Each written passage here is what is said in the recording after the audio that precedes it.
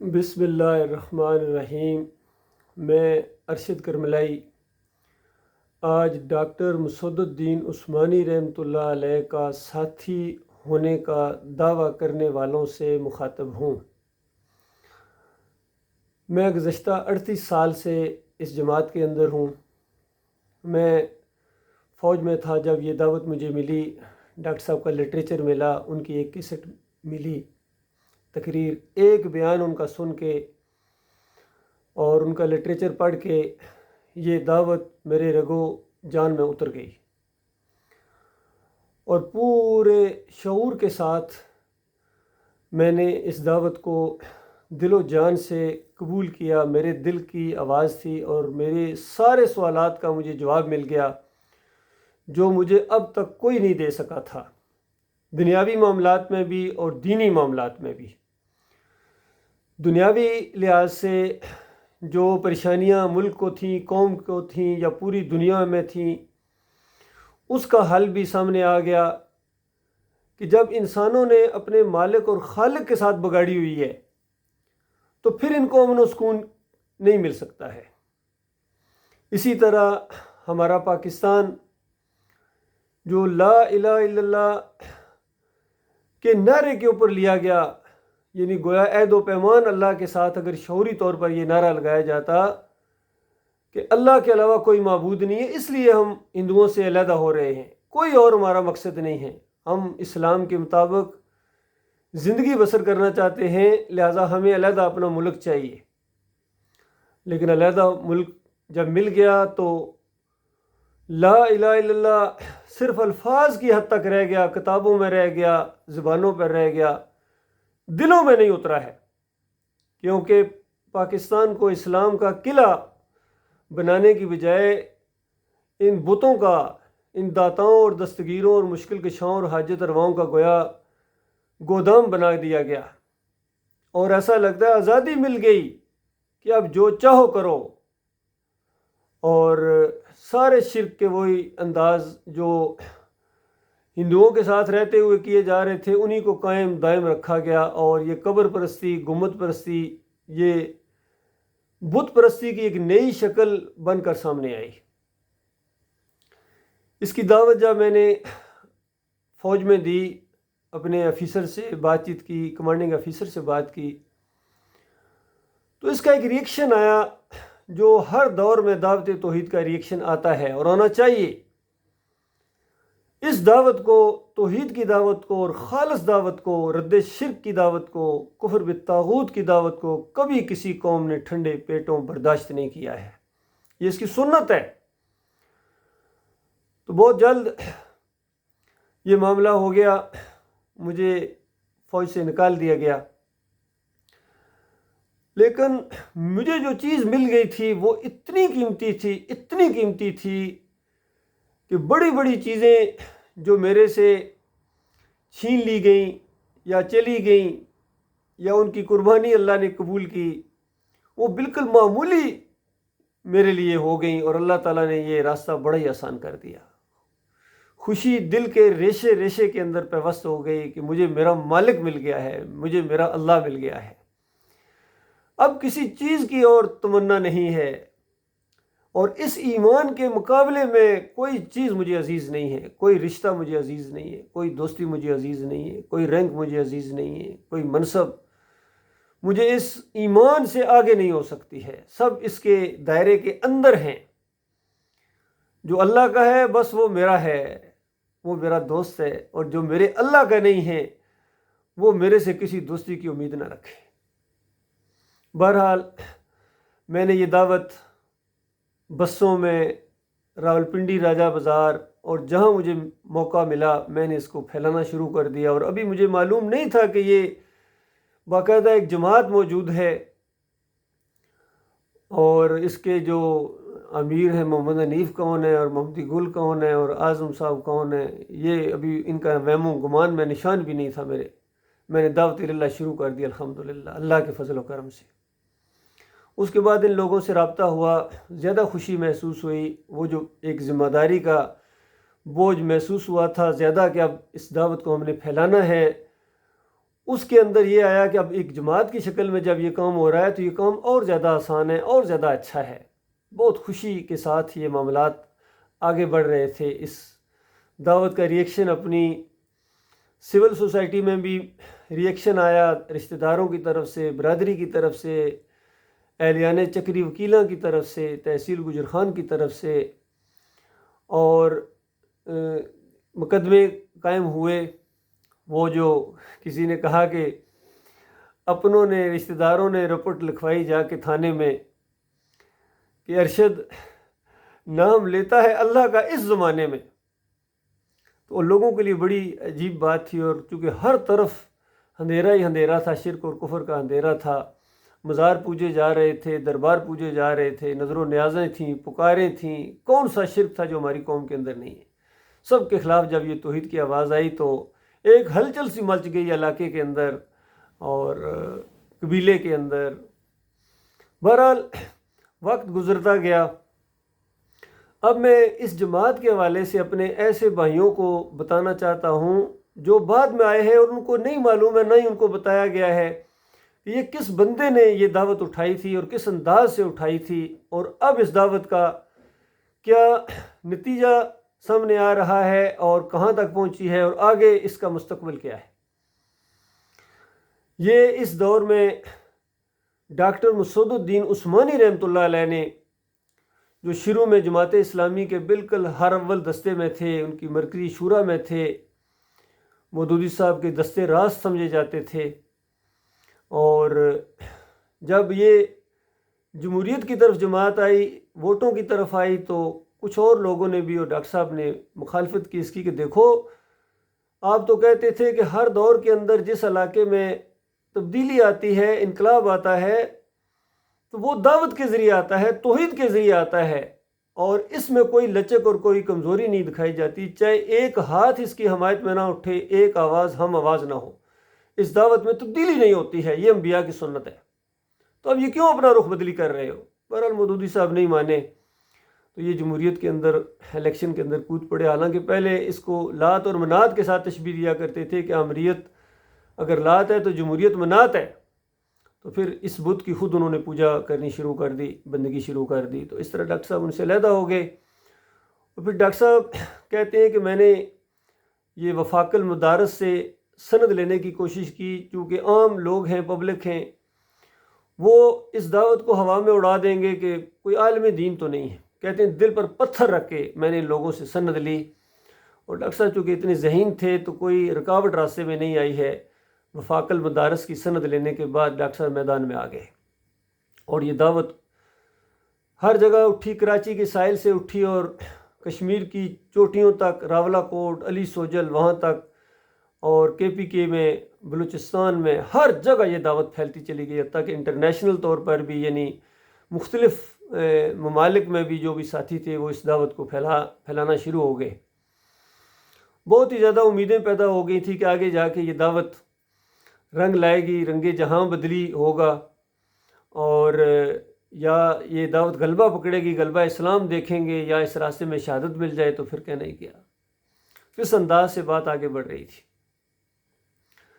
Doctor صاحب کی وفات کے فوراً بعد 3 مہینے بعد کچھ لوگ احمد ابن حنبل کے معاملے میں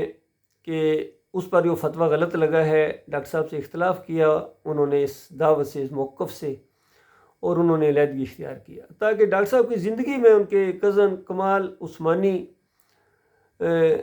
اسی فتنے میں پڑے، اور خاص کر یہ دین کے اوپر جو اجرت لی جاتی ہے اس کے وہ شوقین تھے، اور یہ طاغوتوں کی محبت ان کے اندر پھر لوٹ آئی، اور ڈاکٹر صاحب سے اختلاف کر کے وہ بھی علیحدگی اختیار کر کے، اور جماعت کی ایک بڑی کافی مساجد کو ساتھ لے لیا، کافی لوگوں کو ساتھ لے لیا، ڈاکٹر صاحب کے ساتھ بہت کم لوگ رہ گئے، لیکن ڈاکٹر صاحب نے ہمت نہیں آ رہی۔ ڈاکٹر صاحب آگے بڑھتے گئے اس توحید کی دعوت کو، گلیوں میں، ٹرینوں میں، بازاروں میں، اور کل پاکستان کا بھی دورہ کرتے تھے، اس دعوت کو پھیلاتے تھے، ان کے ساتھی ان کے ساتھ تھے، تو یہ دعوت آگے بڑھتی جا رہی تھی۔ تو 3 مہینے بعد جن لوگوں نے اختلاف کیا، اس میں عبد القادر سومرو، امیر بادشاہ، اور یہ بعد میں عبد الہادی، اور ملتان کے ایک مولوی بشیر تھے وہ بھی ان کے ساتھ مل گئے۔ تو اس طرح انہوں نے اختلاف کر کے یہ علیحدہ ہو گئے۔ پھر بعد میں تھوڑا سا یہ بخت زیادہ ایک جو آج کل یہ دعوت اللہ شلہ بھی کرتے ہیں، یہ بھی سحر کے وجہ سے اور انکار حدیث کے جال میں یہ پھنس گئے، رفع عیسیٰ کے انکاری ہو گئے، نزول عیسیٰ کے انکاری ہو گئے، تو انہوں نے بھی علیحدگی اختیار کر لی۔ اس کے بعد یہ 2005 کے اندر آ کے ایک گروپ بننا شروع ہو گیا، جنہوں نے یہ فیصلہ کر دیا کہ وہ اب جماعت کے ساتھ نہیں چل سکتے ہیں۔ ان کے کچھ اپنے مفادات بھی تھے، کچھ ایسی چیزیں تھیں جو سامنے، میں چونکہ بالکل قریب تھا وہاں کراچی نظم کہ بالکل قریب سے میں یہ ساری چیزیں دیکھ رہا تھا۔ میں کراچی شفٹ ہو گیا تھا 2000 میں اور 2008 تک وہاں رہا ہوں، بڑی چیزیں یہ قریب سے دیکھی ہیں۔ جب ان لوگوں نے اختلاف کیا تو 2 سال یہ اختلافات چلتے رہے، ہر جمعے کو اور اس سے پہلے جمعرات کو جو میٹنگ ہوتی تھی اس میں یہ ساری چیزیں ڈسکس ہوتی تھیں۔ تو انہوں نے فیصلہ کر لیا کہ اب یہ علیحدہ اپنا ایک گروپ بنائیں گے، اور انہوں نے بنا لیا سرفراز کی زیر نگرانی، اور پنجاب کے جو امیر حکیم رمضان صاحب تھے وہ بھی ان کے ساتھ اندروں اندر ملے ہوتے، بے شمار ان کی باتیں سامنے آئیں۔ بعد میں ان کی جو ایک ریکارڈنگ سامنے آئی 1.25 گھنٹے کی سرفراز صاحب کی اور حکیم رمضان کی، وہ سننے کے بعد حیرت ہوتی ہے کہ رجیم چینج کس کو کہتے ہیں اور منافقت کس کو کہتے ہیں، کہ اندر شورا میں بیٹھے ہوئے جب شورا ختم ہوتی ہے اور بعد میں رات کو آپس میں گفتگو کرتے ہیں اور جماعت کے اوپر کہہ لگاتے ہیں، اور اندروں اندر ایک گروپ بنا کے امیر چینج کرنے کا اور جماعت کو اپنے ہاتھ میں لینے کا ایک پورا پروگرام بنا رہے ہیں، اور عقیدے کا بال برابر کوئی اس میں وہ ذکر نہیں ہے۔ پوری 1.25 گھنٹے کی آپ تقریر ان کی وہ ریکارڈنگ سنیں، کسی عقیدے کی بات کی طرف وہ نہیں اشارہ کر رہے ہیں کہ کوئی عقیدے کے اندر خرابی ہے۔ بہرحال ایک کشمکش کے بعد آخر وہ علیحدہ ہو گئے، اور بعد میں وہ گروپ پھر 4 حصوں کے اندر تقسیم ہو گیا۔ ایک کے ناظم وہ دائیو صاحب ہیں اور اختر بیگ اس کو کنٹرول کر رہے ہیں، دوسرے سعید احمد اور انیس الدین علیحدہ ہو گئے، انہوں نے اپنا علیحدہ گروپ بنا لیا۔ اور پھر بعد میں یہ فیاض محمود باجوہ کی زیر نگرانی اور بدر صاحب کے بچے یعقوب صاحب سے علیحدہ ہو گئے، تو یہ 4 گروپ بن گئے۔ 2017 کے اندر آ کے محمد حنیف صاحب کے اندر سجدہ تعظیمی کا ایسا جرثیم پوری طرح وہ پرورش پا چکا تھا، اور انہوں نے یہ کہنا شروع کر دیا کہ سورہ یوسف کے اندر جو 100 نمبر آیت کے اندر وَخَرُّوا لَهُ سجدہ آیا ہے، یہ یوسف علیہ السلام کو سجدہ ہوا ہے، یہ سجدہ تعظیمی ہے، یہ اللہ کا حکم ہے، اللہ کی مشیت ہے۔ اس طریقے سے انہوں نے یہ کہنا شروع کر دیا۔ انہی دنوں میں یا اس سے کچھ پہلے ڈاکٹر عثمانی رحمۃ اللہ علیہ کی تشریح سامنے آ گئی تھی کہ یہ سجدہ شکر ہے، اور یہ پورے خاندان نے شکر گزاری کے طور پر اللہ تعالیٰ کو سجدہ کیا ہے، ان نعمتوں اور برکتوں کی وجہ سے جو اس خاندان پر اللہ تعالیٰ نے کی، اور یہ سجدہ تعظیمی نہیں ہے۔ اور پھر فتویٰ لگایا کہ جن لوگوں کا ایمان خراب ہوتا ہے وہ اس طرح تفسیر کرتے ہیں کہ یوسف علیہ السلام کو سجدہ ہوا تاکہ بعد میں اپنے مریدوں سے، اپنے شاگردوں سے بندگی کرائیں، اپنی سجدے کروائیں، تو یہ راہ کھولتے ہیں اس انداز سے۔ اور پھر جھگڑا کرتے تھے ڈاکٹر صاحب مولویوں کے ساتھ جو کہتے تھے نہیں یوسف علیہ السلام کو ہوا ہے، تو ان کو کہتے دیکھو یہ تعبیر کا ایک انداز ہوتا ہے، 4 نمبر آیت کے اندر جو خواب دکھایا گیا اس کی تعبیر یعقوب علیہ السلام نے 6 نمبر آیت کے اندر بتائی ہے، اور پیغمبرانہ فراست اور وحی کی روشنی میں بتائی ہے، کیونکہ اس میں ایک بات ایسی ہے جو پیغمبرانہ فراست سے نہیں بلکہ وحی کے ذریعے بتائی جا سکتی ہے کہ بیٹے تجھے اللہ منتخب کرے گا، یعنی تجھے اللہ نبی بنائے گا اور تجھے اقتدار بخشے گا، وزڈم عطا فرمائے گا، دانائی عطا فرمائے گا، اور تیرے اوپر اس طرح کی نعمتیں کرے گا جس طرح ابراہیم علیہ السلام، اسحاق علیہ السلام، اور پھر اپنا نام لیا یعقوب علیہ السلام کے اوپر نعمتیں کی ہیں، تیرے اوپر بھی اپنی نعمتوں کی تکمیل کرے گا اللہ تعالیٰ۔ تو اس انداز سے وہ بات سامنے آئی، تو اس کو جب حرف بحرف سچا اللہ نے کر دیا جو اللہ نے بتایا تھا، تو اس کے اوپر شکر گزاری کے طور پر پورا خاندان اللہ کے سامنے سجدہ ریز ہو گیا۔ پھر ڈاکٹر صاحب مزید دلائل دیتے تھے کہ دیکھو مصر کے اندر 7 دبلی گائیں اور 7 موٹی گائیں جو ہیں حالانکہ وہاں نہیں پائی جاتی تھی، خواب ہے، اور اس کی تعبیر ہے کہ ساتھ ساتھ ہریالی ہوگی، پھر ساتھ ساتھ خشک سالی ہوگی۔ اسی طرح سر پر روٹیاں رکھی ہوئی پرندے کھا رہے ہیں، تو اس سے مراد اس کو سولی دیا جائے گا، رس نچوڑ رہا تھا، اس کا مطلب ہے کہ وہ اپنے سابقہ منصب پر بحال ہو جائے گا۔ تو تعبیر کا یہ انداز ہوتا ہے، یہاں بھی وہ تعبیر کا ایک انداز ہے کہ جو منظر دکھائے گئے تھے، اس سے مراد یہ ہے کہ سب کے اوپر یعنی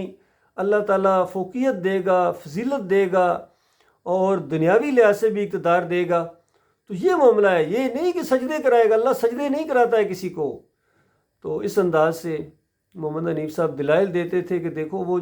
سجدہ آدم علیہ السلام کو ہوا یا نہیں ہوا۔ تو یہ سوال ڈاکٹر صاحب سے بھی کیے گئے تھے، تو ڈاکٹر صاحب کہتے ہیں وہاں تو حکم موجود ہے،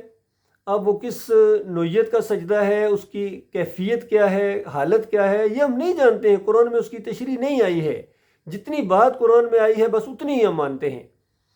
اور کیوں اور کیسے کے چکر میں پڑے بغیر ہمارا ایمان ہے اس کے اوپر۔ پھر کچھ لوگوں نے بتایا دیکھیں یہ تو اللہ تعالیٰ نے خود حکم دیا، تو کیا اللہ تعالیٰ کوئی شرک کا حکم دے رہا ہے؟ تو ڈاکٹر صاحب نے پھر ان کو کہا کہ پھر لگاؤ فتویٰ اللہ کے اوپر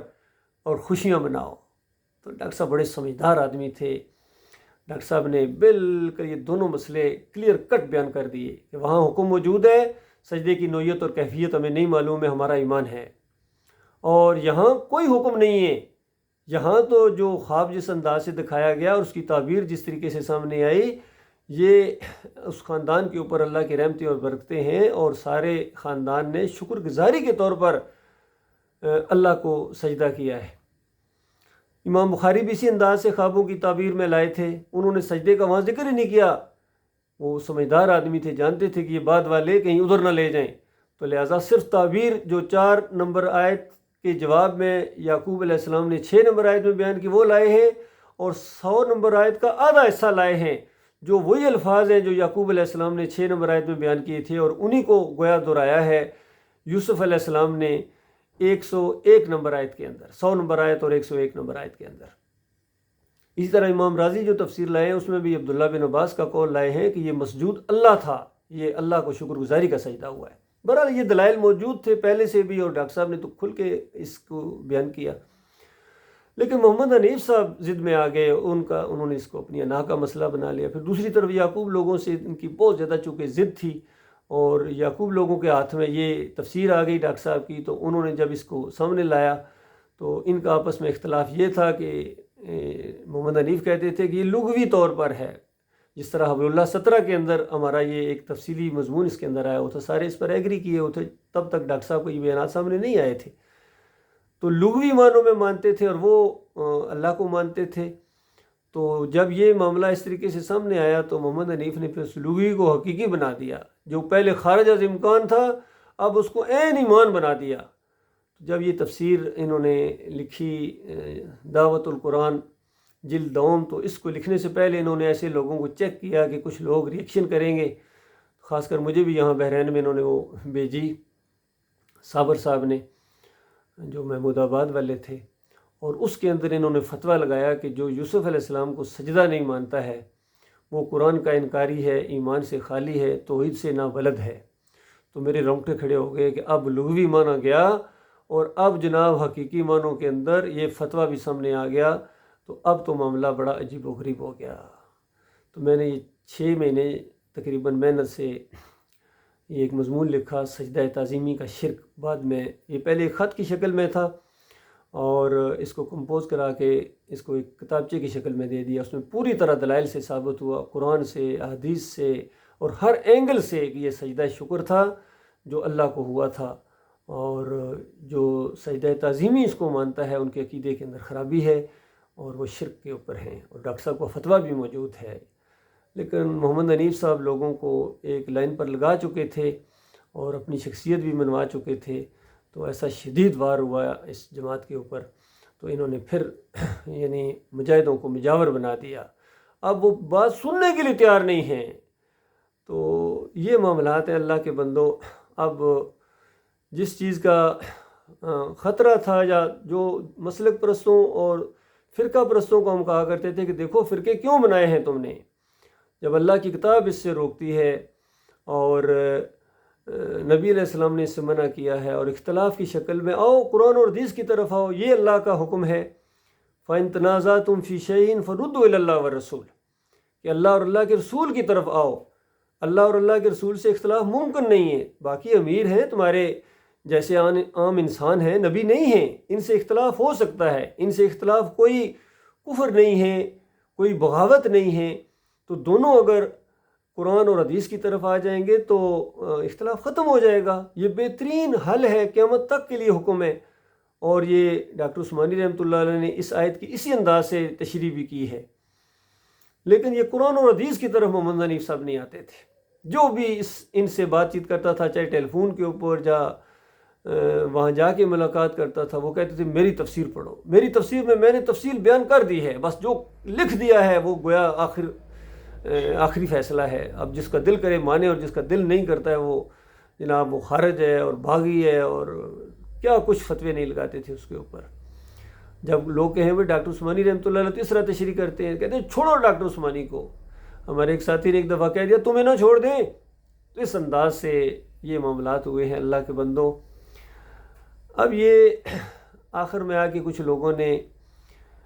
جو توحید کے ویڈیوز بنائے جاتے ہیں اس کا انہوں نے ایک مسئلہ کھڑا کر دیا. حالانکہ اس پر بھی ڈاکٹر عثمانی رحمۃ اللہ علیہ کا فتویٰ موجود ہے. لوگوں نے جب پوچھا یہ تصویر کے زمرے میں یہ جو اب ٹی وی کا مسئلہ اور یہ جو ویڈیوز کا مسئلہ ہے یہ کس کھاتے میں ہے، تو ڈاکٹر عثمانی رحمۃ اللہ علیہ نے پہلے تو یہ کہا کہ آج کل ٹی وی جن لوگوں کے ہاتھوں میں ہے، ظاہری بات ہے اس کے کنٹرول روم میں ہے، تو یہاں تو عام مومن ہے وہ کس طرح یعنی اس فحاشی سے ان چیزوں سے بچے گا. لیکن اگر کوئی ایسا معاملہ ہو کہ فحاشی کا شائبہ تک نہ ہو اور ایمان اور اسلام کے لیے ویڈیو کا استعمال یا ٹی وی کا استعمال یہ جائز ہے. ڈاکٹر صاحب کہتے ہیں میری رائے یہ ہے کہ یعنی اس کا استعمال بالکل جائز ہے. اور پھر فتویٰ لگایا کہ یہ تصویر کے زمرے میں نہیں آتا ہے، اس کو فتویٰ کہتے ہیں. کیونکہ عالم دین جب اس انداز سے بات کرتے ہیں کہ یہ جائز ہے یا ناجائز ہے، حلال ہے یا حرام ہے، تو وہ فتویٰ ہوتا ہے. تو یہ گویا ڈاکٹر صاحب کا فتویٰ ہے کہ یہ کسی تصویر والی حدیث کی حرمت میں نہیں آتا ہے، اس کے حکم میں نہیں آتا ہے. چونکہ دوسری حدیثیں اس طریقے سے ہیں کہ جو مصور تصویریں بناتے ہیں اور وہ عقیدت کے لیے ہوتی ہیں، تھی لٹکائی جاتی تھیں، اس سے شرک پھیلتا تھا، تو اس کو حرام قرار دیا گیا. یہ جو مصور بناتے ہیں جاندار چیزوں کی تصویروں کو. رہا یہ جدید ٹیکنالوجی، کتنی اور ٹیکنالوجی ہے، یہ تو اللہ کی رحمتیں ہیں. ایک منظر کو، ایک تقریر کو، ابھی جس طرح میں آپ سے مخاطب ہوں، ہر میرا بھائی مجھے اس طرح دیکھ رہا ہے جس طرح میرے سامنے بیٹھا ہوا ہے، گفتگو سن رہا ہے، میرے چہرے کے تاثرات ہیں، باڈی لینگویج ہے، ان کو وہ محسوس کر سکتا ہے. تو یہ جو چیز ہے یہ اس تصویر کے زمرے میں نہیں آتی ہے، یہ ڈاکٹر صاحب کہہ رہے ہیں. لیکن ان بھائیوں کی سمجھ میں یہ نہیں چیز آئی. تو یہ اس سلسلے میں معراج الدین بھائی انہوں نے بہت شدت اختیار کی، اور بعد میں یہ کہنے لگے کہ میرا ویڈیو مسئلہ نہیں، میرے اور بڑے بڑے مسائل ہیں. تو ان کے کچھ مسائل تھے، ان کے اندر کا جو غبار تھا وہ اس طرح ان کو بہانہ مل گیا. انہوں نے لوگوں کو بہت زیادہ خراب کیا اور مزید خراب کر رہے ہیں. بہرحال کوئی نہیں، ہم تو کچھ عرصہ گفتگو کرتے ہیں لوگوں کے ساتھ. جس طرح محمد حنیف کے ساتھ بھی 6-7 سال گفتگو کی تھی، وہ نہیں مانے، اسی شرک کے اوپر وہ مر گئے. تو ان کے ساتھ بھی کافی یہ 1 سال ہو گیا ہے اس طرح. اب بالکل ہمارا معاملہ تو یہ ہے کہ ہم اللہ کے دین کے لیے ہمارا جینا مرنا، اٹھنا بیٹھنا، ہماری دوستی دشمنی، بغض پیار محبت سب اللہ رب العالمین کے لیے ہے. ان صلاتی و نسکی و محیای و مماتی للہ رب العالمین. اور اس کے علاوہ ہمارا کوئی کسی کے ساتھ کوئی جھگڑا نہیں ہے، نہ جمہوریت کا یہ مسئلہ ہے، نہ قوم پرستی ہے، نہ زبان کا کوئی معاملہ ہے، نہ وطن پرستی ہے. ہمارا جھگڑا صرف اللہ رب العالمین کے لیے. ہماری جو سیاست ہے یہ صالح سیاست ہے، یہ بہت اونچی سیاست ہے، پوری دنیا کا نقشہ بدلی کر دینے والی ہے کہ ایمان خالص کی بنیاد کے اوپر، توحید کی بنیاد کے اوپر جو ہے یہ تبدیلی آئے گی اور مدینہ ریاست بن سکتی ہے. باقی یہ ووٹوں کے ذریعے اور مزاروں کے سامنے سجدے کرنے سے، یا علی مدد کہنے سے، یا رسول مدد کے پٹے بندھوانے سے، یا فلاں قبر کے وسیلے سے، یا گنبد کے وجہ سے کوئی تبدیلی آ جائے گی، تو یہ کبھی نہیں ہو سکتا ہے میرے بھائیو. یہ سنت ہے تمام انبیاء کی. اب کوئی نبی آنے والا نہیں ہے. اللہ کے آخری نبی محمد صلی اللہ علیہ وآلہ وسلم آج سے تقریباً 1500 سال پہلے اسی دعوت کو اٹھا کے، اس کو قائم کر کے، اور اپنی ایک جماعت پیچھے چھوڑ کے، اپنی ایک تاریخ پیچھے چھوڑ کے چلے گئے. سب کچھ موجود ہے اللہ کے بندوں. آج جو پوری دنیا میں افراتفری ہے، مسلمانوں کی خاص کر ذلت اور خواری پوری دنیا میں ہے، یہ اسی وجہ سے ہے کہ ایمان خالص نہیں ہے، توحید کے اوپر کوئی آنے کے لیے تیار نہیں ہے، صرف الفاظ کی حد تک ہے یا قانون کے اندر ہے کہ حاکمیت صرف اللہ کی ہوگی، لیکن مانتے نہیں ہیں اپنی حاکمیت، اپنی چودراہٹ، اپنی جو اقتدار ہے، اپنی کرسی مضبوط، اس طرح کے نعرے لگاتے ہیں، اور پوری طرح ان کی رگوں کے اندر شرک دوڑ گیا ہے۔ مسلمانوں کے اندر کوئی جماعت، کوئی ملک ایسا نہیں ہے، ایک انچ زمین کے اوپر ایسی نہیں ہے جہاں اللہ کا حکم نافذ ہو اور خالص توحید اور شرک نہ ہو۔ یہ ہمارا چیلنج ہے۔ ہمارے استاد ڈاکٹر مسعود الدین عثمانی رحمۃ اللہ علیہ بھی یہی چیلنج کیا کرتے تھے، اور بالکل وہ چیلنج قائم ہے۔ ابھی تک کوئی ایسی جماعت نہیں ہے، وہ بریلوی ہوں، ان کے پاس جاؤ تو دم دم پڑھو، درود حضرت بھی ہیں موجود، ہر جگہ حاضر ناظر ہیں، پکارو یا رسول اللہ۔ اور دیوبندیوں کے پاس جاؤ، ان کی کتاب عقائد علماء دیوبند پڑھو تو قبروں سے فیض حاصل ہوتا ہے، ان کے وسیلے سے مانگو تو قبر میں زندہ ہیں، سب کچھ یہیں آپ کو ہر شرک کی کہانی اور سٹوری سے ملے گی، چاہے فضائل اعمال ہوں۔ اہل حدیثوں کے اندر اگرچہ سب سے کم شرک ہے، لیکن یہ شرک موجود ہے ان کے اندر۔ کہتے ہیں ہر جگہ حاضر ناظر نہیں ہے، میاں نذیر فتاوی نظیریہ کے اندر لکھتے ہیں صرف قبر کے اوپر آگے پڑھو صلاۃ و سلام، تو وہاں سنتے ہیں۔ اس جھوٹی روایت کو پیش کیا، اور دوسری روایت کو پیش کیا کہ فرشتے لے کے آتے ہیں، حالانکہ یہ دعا ہے جو ہم اللہ سے کر رہے ہیں، اللہم صلی علی محمد، یہ دعا ہے، فرشتے لکھتے ہیں، اللہ کے پاس لے کے جاتے ہیں، ہماری دعا کو اللہ قبول کرتا ہے، ان کے درجات بھی بلند کرتا ہے اللہ تعالیٰ جس کے لیے دعا کی جائے، اور جو دعا کرتا ہے یہ تو عبادت کرتا ہے اللہ تعالیٰ کی، اس کے لیے بھی رحمتیں نازل ہوتی ہیں۔ تو یہ انداز ہے، لیکن یہ کہنا کہ فرشتے وہ جا کے مدینے والی قبر میں لے کے جاتے ہیں، یہ شرک ہے، یہ دو معبود بنانا ہے۔ یہ اس سے نہیں بچے ہیں یہ سارے، چاہے توصیف الرحمان ہوں،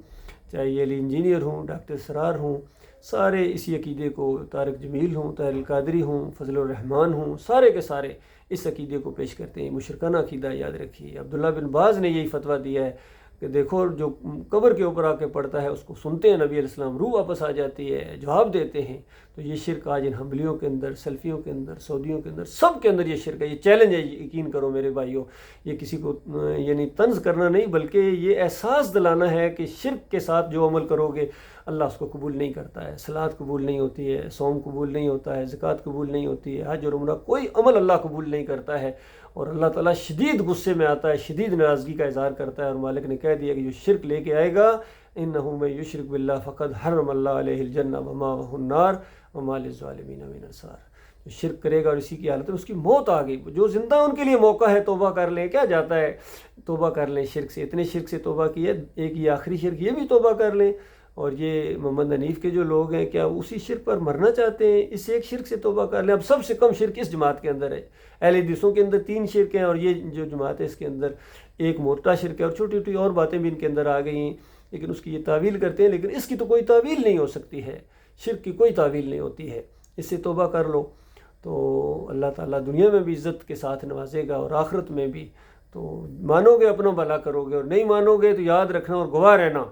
کہ ارشد کرملائی کا کسی فرقے کے ساتھ کوئی تعلق نہیں ہے، نہ مریلویوں کے ساتھ کوئی تعلق ہے، نہ دیوبندیوں کے ساتھ، نہ اہل حدیثوں کے ساتھ، نہ سلفیوں کے ساتھ، نہ جمہوری جتنے یہ پارٹیاں پائی جاتی ہیں، میرا ان کے ساتھ بال برابر کسی چیز کا تعلق نہیں، سوائے دعوت دینے کے کہ ایمان کی طرف آ جاؤ۔ اور نہ ان گروپوں کے اندر جو ڈاکٹر صاحب کی جماعت سے نکلے ہیں یا وہ بکھر گئے ہیں، ہر ایک نے اپنی علیحدہ معاملات کر لیے، ان کے ساتھ بھی ہمارا اس انداز، ہاں ان کو سمجھاتے رہیں گے کہ دیکھو واپس آ جاؤ، اور ایک اجتماعیت دوبارہ قائم کرو۔ اور ڈاکٹر صاحب کی اصلی جماعت ابھی تک موجود ہے، ایک لمحے کے لیے بھی ہم نہیں ہٹے ہیں، نہ ہٹنا ہے ہم نے تو پوری طرح کشتیاں جلا کے اس ایمان کی اس بات کو قبول کیا، اور اس سے ہٹنے کا یا پیچھے ہٹنے کا سوال ہی پیدا نہیں ہوتا، چاہے ایک ہاتھ بھی اس کی حمایت میں نہ اٹھے، ایک آواز ہم آواز نہ ہو، ارشد کرملائی کبھی پیچھے نہیں ہٹے گا، اور نہ اس دعوت کے اندر کوئی تبدیلی آئے گی، یا میری جان جائے گی یا یہ دعوت غلبہ پکڑے گی، اور غلبہ پکڑے گی انشاءاللہ۔ یہ وہ بہت مضبوط بنیاد قائم ہوئی ہے اس دور کے اندر۔ اس اندھیرے میں ایک شمع روشن ہے، ڈاکٹر مسعود الدین عثمانی رحمۃ اللہ علیہ نے پوری طرح کفر و شرک کو علیحدہ کر دیا،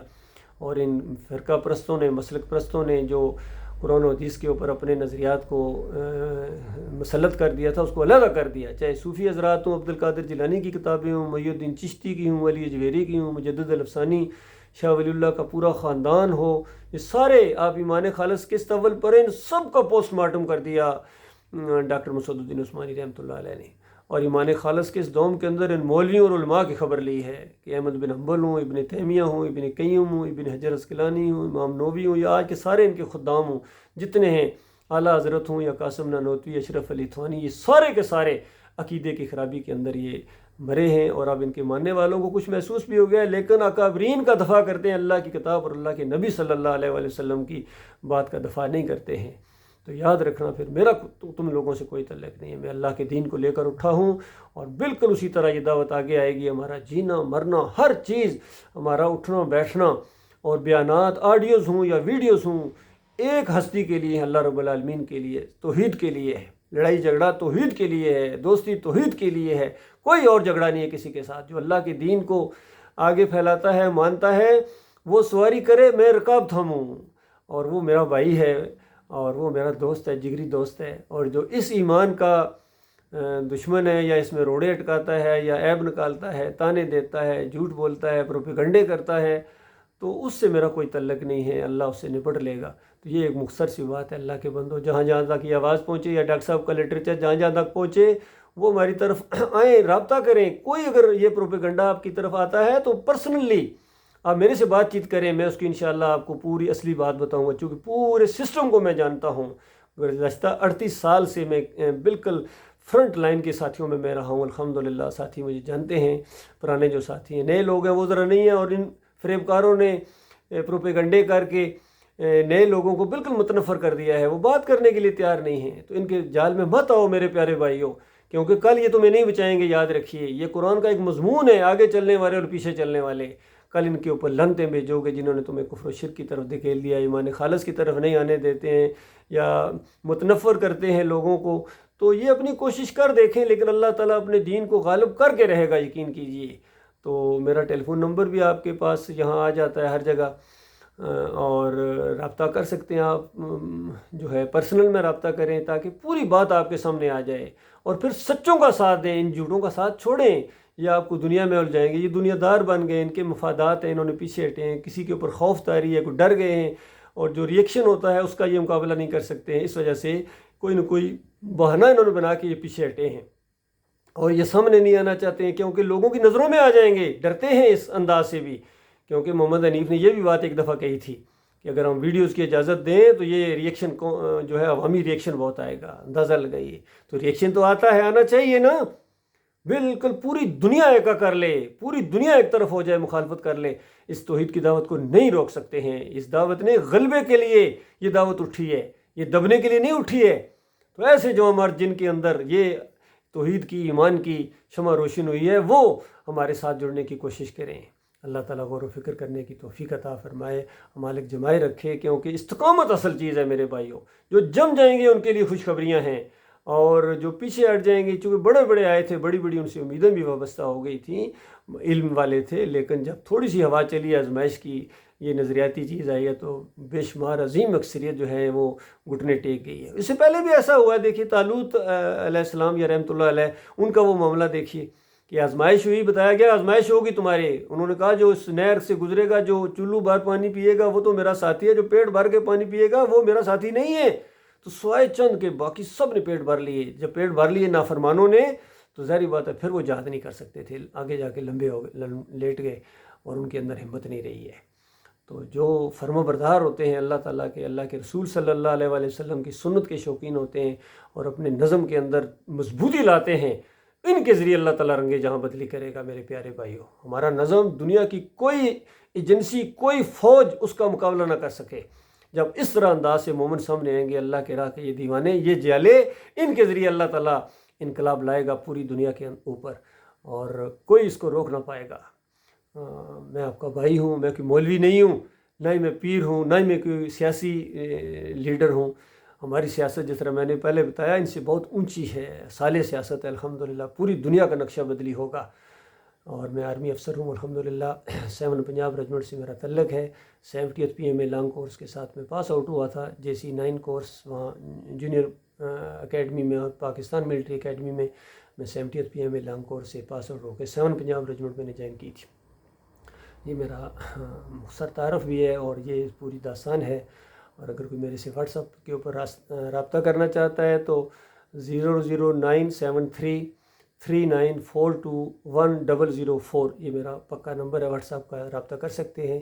اور ہمارا لٹریچر انشاءاللہ منگوا سکتے ہیں، PDF کے اندر موجود ہے سارا ڈاکٹر صاحب کا لٹریچر. پھر تقریریں تو اب بہت سے لوگ اپلوڈ کر رہے ہیں، آپ انٹرنیٹ کھولیں اور ڈاکٹر صاحب کی تقریریں سنیں، ڈاکٹر مسعود الدین عثمانی رحمۃ اللہ علیہ کی. آپ کو بالکل ایک کلیئر کٹ ایک پکچر سامنے آئے گی اور ان کا کنسیپٹ بالکل کلیئر ہے توحید کے معاملے میں اور رد شرک کے معاملے میں. اس طرح انفرادی طور پر آپ اگر مضبوط ہونا چاہتے ہیں، قرآن کی صحیح تفسیر جاننا چاہتے ہیں، تو یہ بیانات سنیں، آپ ڈاکٹر صاحب کی تقریریں، سوال و جواب سنیں. اور اس کے بعد جو بھی یہ ڈاکٹر صاحب کو سنیں گے وہ اس پلیٹ فارم کی طرف آتے چلے جائیں گے، اور جو اپنی چلائیں گے یا کسی اور کو آگے کریں گے تو یہ اس لائق نہیں ہے کہ ڈاکٹر صاحب کی بات کو پیچھے کر کے ان کی بات کو مانا جائے اس دور میں خاص کر. تو یہ بڑے ان کی بدبختی ہے. کہتے ہیں ڈاکٹر صاحب آج اگر آ جائیں تو میں ان کو قائل کر لوں گا کہ ویڈیو جو ہے وہ تصویر کے زمرے میں آتا ہے. میراج الدین بھائی کہتے ہیں، قاری خلیل الرحمان صاحب کہتے ہیں کہ آج اگر ڈاکٹر صاحب آ جائیں تو میں ان کو قائل کر لوں گا کہ سجدہ یوسف علیہ السلام کو ہوا تھا. عارف صاحب کے بیٹے عبداللہ وہ چھوٹے سے ابھی جب انہوں نے بیان دیا ہے کہ اگر آج ڈاکٹر صاحب آ جائیں تو میں ڈاکٹر صاحب کو قائل کر لوں گا کہ آپ کا جو فتویٰ احمد بن حنبل کے اوپر تھا یہ مناسب نہیں تھا. تو یہ سارے اسی چکر میں ہیں. اور چاہے یعقوب علی بھائی ہوں وہ بھی کہتے ہیں ڈاکٹر صاحب کی یہ مراد نہیں تھی، ڈاکٹر صاحب اگر آج آ جائیں تو میں قائل کر لوں گا کہ یہ جو روایتوں میں آ گیا ہے کہ لکھوا دیا، کسی سے لکھوا دیا یا خود لکھ دیا، اس طرح یہ دونوں قسم کی روایتیں موجود ہیں، دونوں چیزیں سامنے ہیں. لیکن کہتے ہیں نہیں یہ والی جو ہے یہ معجزہ ہو ہی نہیں سکتا. ڈاکٹر صاحب نے کہا کہ یہ دیکھو اگر ان روایتوں کے مطابق مان لیا جائے کہ یہ صلح حدیبیہ میں نبی علیہ السلام نے اپنا وہ نام کاٹ کے خود لکھ دیا تو پھر یہ معجزہ ہوگا، چونکہ نبی علیہ السلام پڑھنا لکھنا نہیں جانتے. تو یعقوب علی بگڑ گئے یہاں.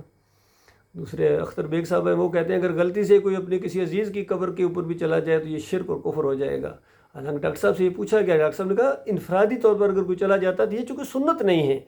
سارے قبرستان میں جانے کا معاملہ ہے، موت یاد آتی ہے، آخرت یاد آتی ہے، دنیا سے بے رغبتی پیدا ہوتی ہے، یہ سنت ہے، یہ ثواب کا کام ہے اس طرح زیارت کے لیے جانا، قبرستان کی، مزار کی نہیں، گنبد کی نہیں، اس کی تو بات وہ تو پوجا جا رہا ہے. باقی اگر کوئی صرف نیت یعنی اس طرح اپنی کی والدہ یا بہن بھائی کی قبر کے لیے جاتا ہے یہ چونکہ سنت نہیں ہے، اور جو سنت کے مطابق عمل نہیں ہوگا وہ گناہگاری کا کام ہے. تو انہوں نے کہا نہیں یہ تو نہیں بلکہ یہ کافر مشرک ہو جائے. اس طرح انہوں نے گروپ بندیاں کی ہیں اصل میں. پھر فیاض محمود باجوہ صاحب ہیں، انہوں نے کہا کہ ان سوال و جواب ڈاکٹر صاحب کے یہ کتابیں یہ نہیں، بس جینون چیز ہونی چاہیے. قرآن ہمارے پاس ہے، حدیث ہمارے پاس ہے، اور وہ ڈاکٹر صاحب کی کتابیں، باقی یہ سوال و جواب یہ ان کو ہم اپنے سر نہیں لیتے ہیں. تو انہوں نے قدر نہیں کی، اصل میں سب لوگوں نے قدر نہیں کی. پھر اور بھی کچھ خرابیاں ان کے اندر آئی ہیں، لیکن قرآن اور حدیث کا معاملہ بالکل کلیئر ہے. اللہ تعالیٰ غور و فکر کرنے کی توفیق عطا فرمائے. ایک تفصیلی بیان آپ کے سامنے ہے تاکہ ان پروپیگنڈا کرنے والوں کے کسی جال میں نہیں آنا. میرے بھائیوں، میں آپ کا بھائی ہوں، بالکل صحیح رہنمائی کروں گا اس دور کے اندر آپ کی اللہ کے دین کی غلبے کے لیے انشاءاللہ. اور ہم ایک لمحے کے لیے پیچھے ہٹنے کے لیے تیار نہیں ہیں. کوئی ساتھ دے یا نہ دے، چاہے کوئی ساتھ چلے، چاہے کوئی پیچھے چلے، چاہے کوئی آگے چلے، یہ سب ہمارے بھائی ہیں. اور چاہے جس کا دل آئے وہ مخالفت کرے اور روڑے اٹکائے، ان سے بھی اللہ تعالیٰ نپٹ لے گا.